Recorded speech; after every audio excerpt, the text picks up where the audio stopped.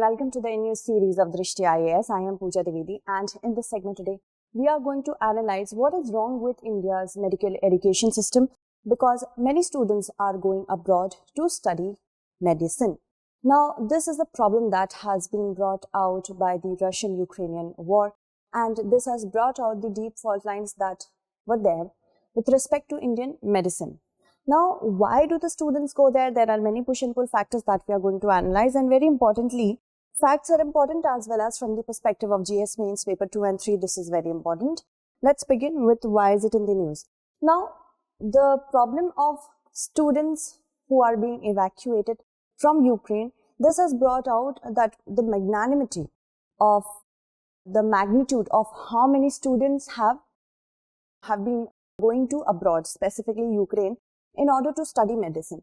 And then the Prime Minister of India did urge the students, given the amount, to please study in India. The medicine system, education system shall be improved with respect to talking to the students and telling them to please stay here and study in India. So this is the entire issue. And this article has been taken from the Hindu and also many other articles we have come across and tried to make it a blend. I will try to be as brief as possible. First, let's have a look at the advantages that India has with respect to Indian medicine. So, healthcare market in India is expected to reach US $372 billion by this year, and this is driven by rising income, better health awareness, lifestyle diseases, and increasing access to insurance. So, healthcare is very lucrative in India. There is a symbol, status symbol attached to it, that okay, a middle class family always has this aspiration, specifically Asian parents, that one of their child has to become a doctor or an engineer.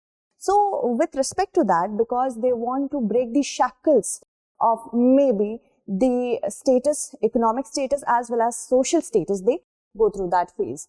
And there have been attractive opportunities in India with respect to healthcare because the government of India aims to increase the healthcare, specifically after COVID, spending to 3% of the gross domestic product by 2022. Okay, and there is rising manpower as well because there is an availability of a large pool of well-trained medical professionals in the country. So you see that because of the vibrance of healthcare industry, many aspiring students, they want to become a doctor, but for some reason they cannot do so in India, and that is why they venture abroad. There are many factors because any student, even if you talk to me, I wouldn't leave the comfort of my house, my family, my food and go to some other country until and unless there are very compelling factors. So, this is a data which has been provided by the Parliament to the centre, and this data says that there are approximately 2.19 lakhs Indian students in UAE, then 2.16 lakh in Canada, 2.12 lakh in US, 23,000 in China, 18,000 in Ukraine, and also we have students in Russia, Philippines, Georgia, Kazakhstan, Kyrgyzstan, Nepal, Bangladesh, many places. And majority of these students are from medicine. Okay. So this is the magnanimity. So there are many push and pull factors. First, we will talk about the push factors. Push factors are those factors which drive any person to move away. So what are the push factors? First of all, there is a demand and supply gap. The seats that are available according to the Ministry of Health as of December 2021, there are 88,120 MBBS seats and 27,498 Bachelors of Dental Surgery seats that are available in India. The supply is very less because for these seats, against these seats, 15 to 16 lakh students apply every year. That is the first thing. And it is very expensive. As a student, always wants to have admission in government college if they are not able to score that well according to NEET, because we have National Eligibility Cum Entrance Test as well, which is a mandate to study MBBS since 2018. If the student is not able to do so, then what will happen? He or she will go to the private colleges. Private colleges charge a lot, approximately more than 1 crore rupees, and this can't be afforded by many middle class families. And as I told you, that NEET should be, since 2018, it should be there. You have to qualify NEET to study MBBS. And for a general category student, you have to score out of 720 in NEET. If you are able to score more than 550, you shall get a government college if you're a general category student. But if you have scored less than this, then of course you will have to venture out to the private colleges, which actually charge a lot, as I told you, and that will cost a lot of economic, burning a hole in the pocket of the parents. Then we have intensive coaching. Tamil Nadu did raise a voice against NEET, because NEET can be qualified by those students who are dependent on coachings. And the coachings, of course, because coaching industry is another thing, so they will charge you a lot.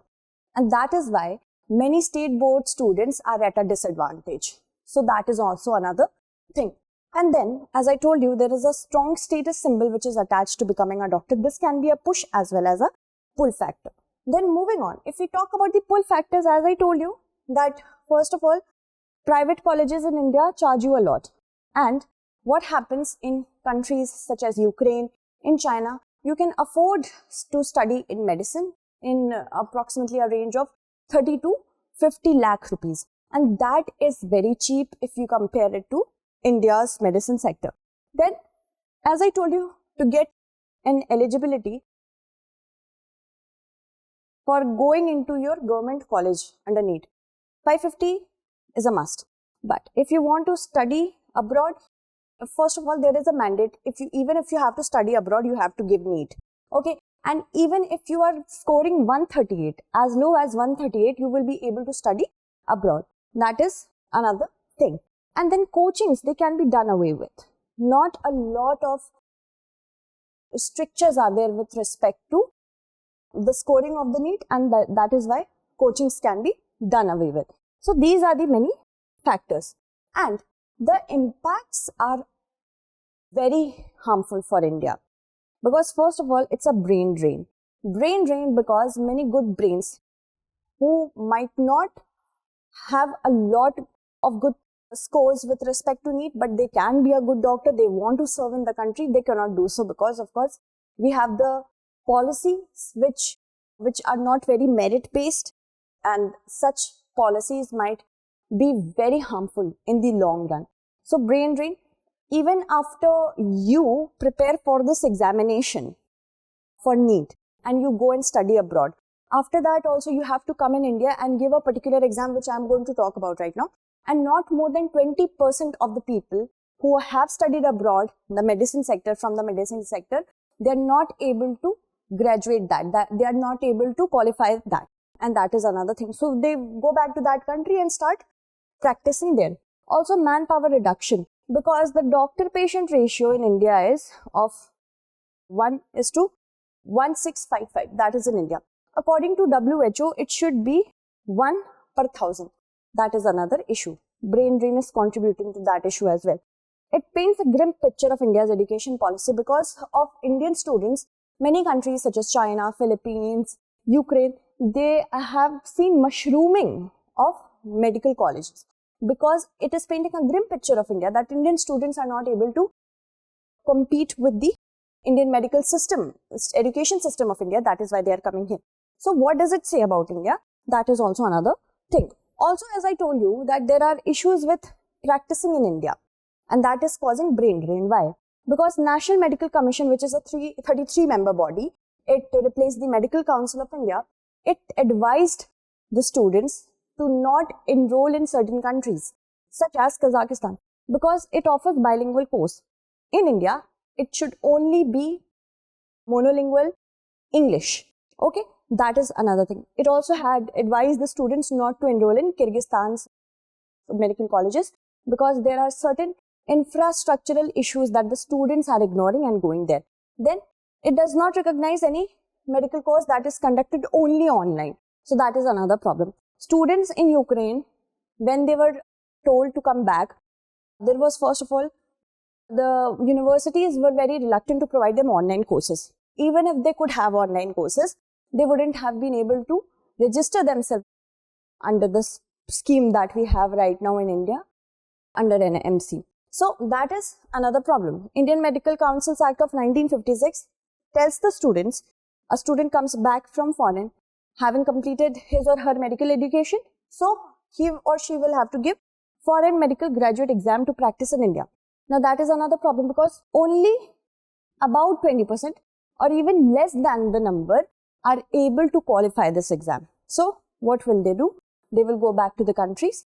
Of course, they have become doctors according to the colleges. So they will go and practice somewhere else. And what is India doing with respect to that?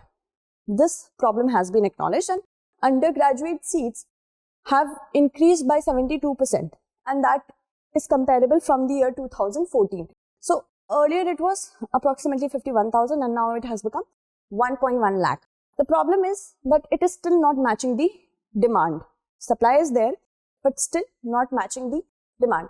Now, what happened that when Supreme Court imposed NEET on private colleges, what happened? Private colleges, they increased their fees by 400% within certain amount of days.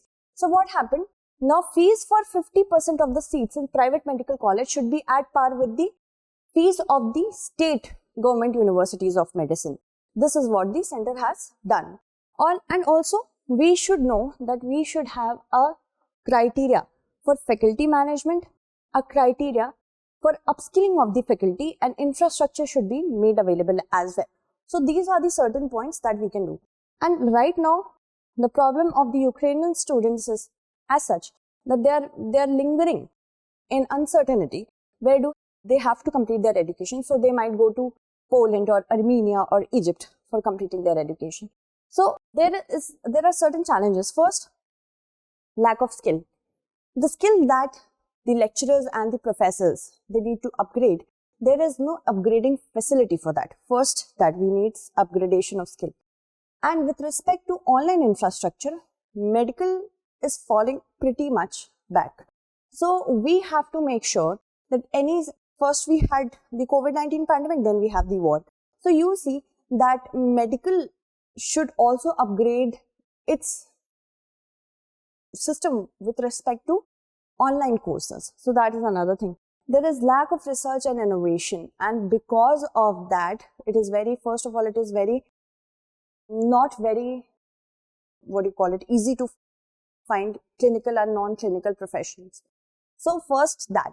Secondly, we need proper innovation and research in the field of practical knowledge as well. So that India can compete with other nations. Then what is the way forward? First, leveraging technology to offer digital learning solution. First, also capitalizing on e-learning and making the courses, flexible enough, so that the students don't have to be in fear of not being recognized as a doctor under NMC. Then revising curriculum, we need upgradation. We cannot teach the students of this decade what we have taught them 4 decades back. And we have to inculcate problem-solving approach. Also, faculty upgradation centers should be established in order for upskilling of the faculty. Also, the balance should be made between caste-based reservation and merit-based reservation, right? So these are the certain things which India needs to work upon. Let's look at the question. The Russian-Ukraine war has brought out a deep fault line in the medical education system of India. We have to comment. So that's it for today. Tomorrow we shall meet again with another segment. Until then, stay updated and thank you so much for watching.